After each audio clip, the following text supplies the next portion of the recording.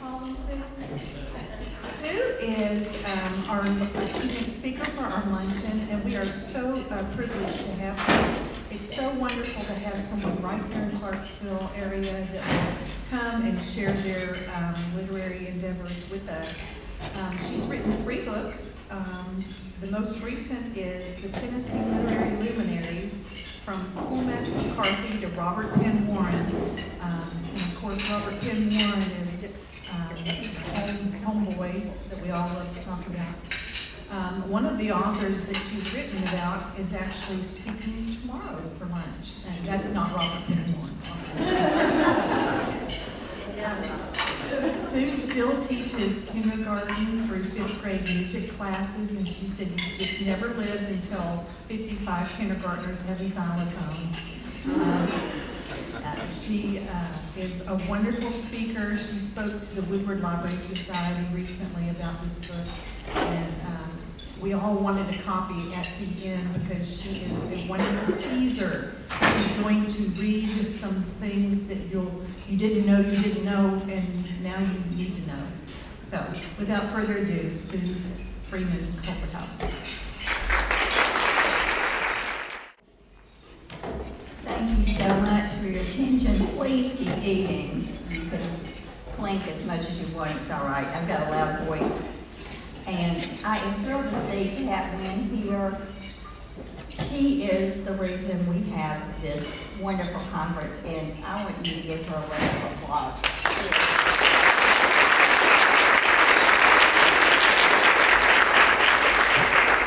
I came here several years ago as a participant, never expecting to be standing here, and I am very thrilled to be here.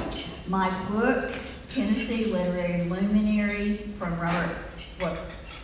Cormac McCarthy to Robert Penn Warren, came out last September 2013. It was put out by the History Press from Charleston, South Carolina. And the reason I even knew about them was because of this conference. I heard Kevin McQueen speak, and he said, if you ever want to write a nonfiction book, get in touch with the History Press. They're wonderful people to write for and with, and they were wonderful, wonderful to me. I was told that I have 15 minutes to speak. Now, people who know me realize that's about like asking someone to go to the Niagara Falls and get a drink of water in a glass. I am very interested in talking. That's one of my fun things in life. So I had to figure out, I have 11 authors in my book. So I thought, 11 authors into 15 minutes, that means I have about a minute and a little bit more to speak about each one. So then it occurred to me that in the Pirates of Penzance, there is a song by the modern Major General. It goes something like this.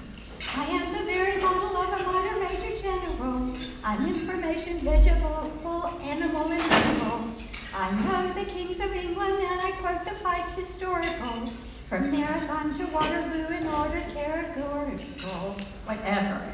Anyway, the poor man gets there, and he sings that in a normal pace, and then he goes really, really fast. And so everybody's just waiting to see if he's going to mess up like I just did.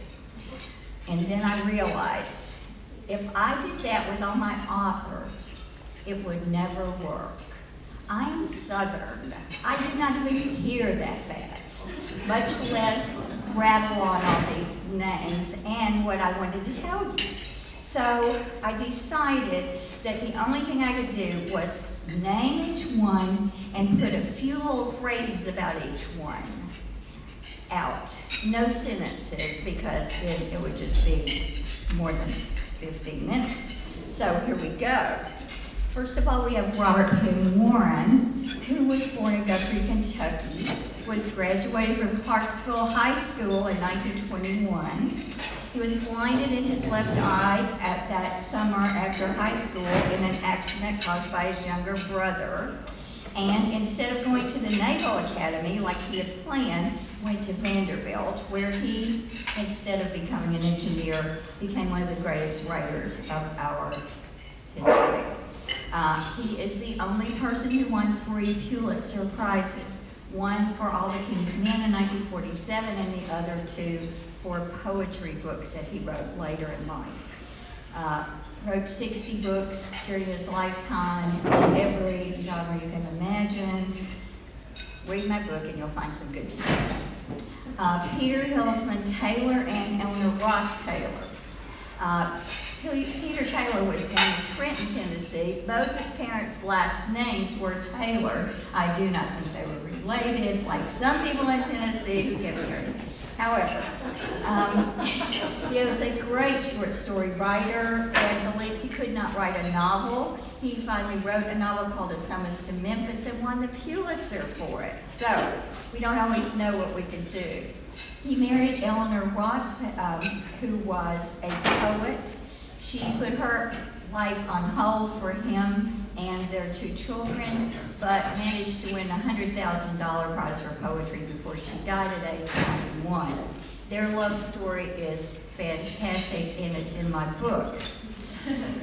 Alex Haley joined the U.S. Coast Guard after flunking out of a couple of colleges. He wrote 40 letters a week while he was on ship, and the other sailors found out about it, so they started paying him to write their girlfriends. That's how he became a writer. After the Coast Guard, he started writing for magazines, and he helped write the autobiography of Malcolm X.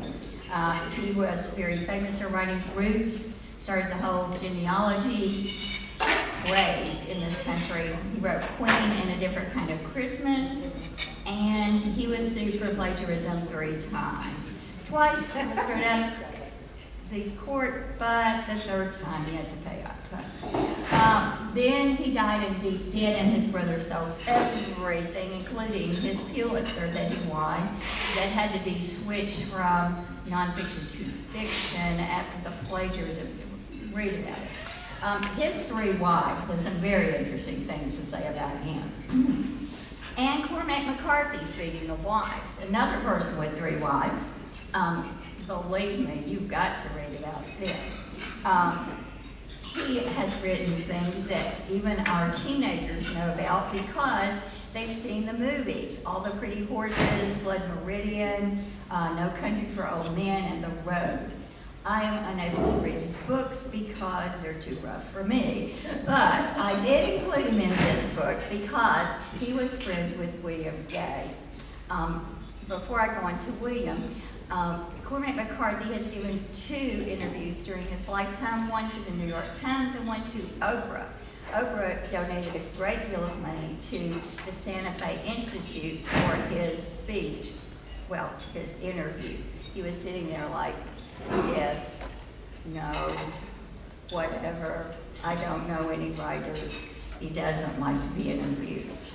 And he doesn't like to talk about his books. He said, just read the book and you'll find out. He talked on the phone with William Gay because William just found his phone number on holiday, and they started talking about Flannery O'Connor. And then they formed a friendship, and he started sending his manuscripts to William, and William started sending his manuscripts to Cormac McCarthy.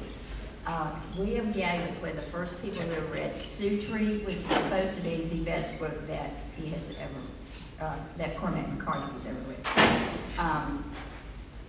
William Gay did not sell anything. He was from Hohenwald, Tennessee. He did not sell anything until he was 57. He was then discovered, although he had been sending things to all kinds of wonderful magazines for years, and they just said, we don't know who you are. So he wrote Provinces of Night, Twilight, The Long Home, I Hate to See the Evening Sun Go Down, and a bunch of other books that are really fantastic. His book, Twilight, was named the best book of 2007 by Stephen King. And William found out by reading the list from bottom to top and was absolutely flabbergasted. William, of course, was one of our wonderful people who came to this fantastic writers conference, and we really miss him every time we walk through these doors. Bud Willis is coming tomorrow. You are in for a treat. I love Bud. He is just a great person. He was one of 9 children born in and around Tullahoma, Tennessee. His mother reared them by herself from the time the youngest was 2 weeks old. The father deserted. Bud's brothers and sisters grew up to have distinguished careers. Bud went to Cookeville to Tennessee Tech and was there convinced to join the U.S. Marines. He became then a Huey helicopter pilot in Vietnam. He wrote, his first book is Blue Stocking. You need to read that to understand his family background, but you must, if you buy only one book while you're here, Marble Mountain is it. Marble Mountain, the money goes to the Wounded Warrior Project. That's very dear to my heart. And the book is the true story of what it's like to be in a war. And it's not, I'm the great hero, it's, this is what it was really like, and these are the heroes I worked with. Alice Randall, another person who has spoken here before many times. She's the writer-in-residence at Vanderbilt. She's written The Wind Done Gone, that caused a flap and a half in the publishing world because the Mitchell family, as in Gone with the Wind, sued the publisher and a bunch of other stuff. But it did define a lot of things about what you can do with things from other people's books. She also wrote Rebel Yell, which, in my opinion, should have won the Pulitzer. She's written The Pushing the Queen of Spades and Ada's Rules. Her latest is Ada's Rules. It's about diabetes in women, especially African-American women, and it's a novel. So she is a Harvard graduate. She's a cook who studied with Julia Child when she was there. That was not her main focus for being at Harvard, but it was a wonderful thing that happened. She likes to cook for up to 100 people at the time. She is also one of the few people, first African-American woman who wrote a #1 country music hit. She's really a Renaissance woman. Amy Green grew up in East Tennessee, very modest family. She met Jill McCorkle at Swanee at their writers' conference. Jill said for her to send her book to her as soon as it was finished. The name of the book was Bloodroot. That book was bought by the first publisher who read it. This never happens, ask John Grisham. And she is working on her second book, and it should be coming out soon. She's delightful. She has been speaker here before, lovely person. Scott Pearson is a cancer specialist at Vanderbilt Hospital. Some people in this room have a great deal that they owe to him because they saved lives of their loved ones. He was born on a farm in West Tennessee. He became a doctor because his father had a terrible accident. They lived 20 miles from the hospital. He held the bandage on his dad's scalp while his mother drove him to the hospital. Now, Scott Pearson writes wonderful medical mysteries. The first one, Rupture, he said before it was published, he was looking for pre-publication publicity, went to Google and found it under hemorrhoids. So that sort of leveled to the playing field for him. His second book is called Public Anatomy. He's working on his third book. He has a doctor who works in Memphis as his main character. His name is Eli Branch. And Scott did his training at Memphis Hospital, so he's very accurate in all these kinds of things. And last but not least is Marshall Chapman. She was born into a wealthy family in South Carolina. They thought she'd grow up to be a debutante like her sisters. When she was about 7, her family maid took her to hear Elvis. And Marshall never touched the earth after that. She wrote a letter to Elvis, just Elvis, Hollywood. Her mother gave her the stamp thinking, not going to hear from him. Well, she got back a picture, and a catalog. She ordered the shirt and the hat and wore them to school daily. Her mother had to drive her to get them off. And she went then, after those lovely finishing schools and whatever that she attended, she went to Vanderbilt and got a French degree. And then she became a rock singer. She said, there was nothing I could do with the French degree. I had to become one. So she knows everybody in Nashville, who's anybody, has lived there 40 years. She's written 2 books. She's also written 3 albums. Her last one's called Blaze of Glory, and that describes Marshall to a T. She is a force to reckon with.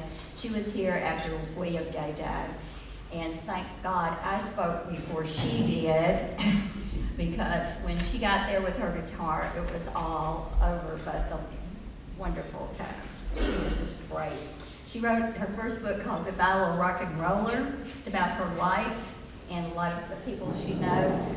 And her second book is called They Came to Nashville.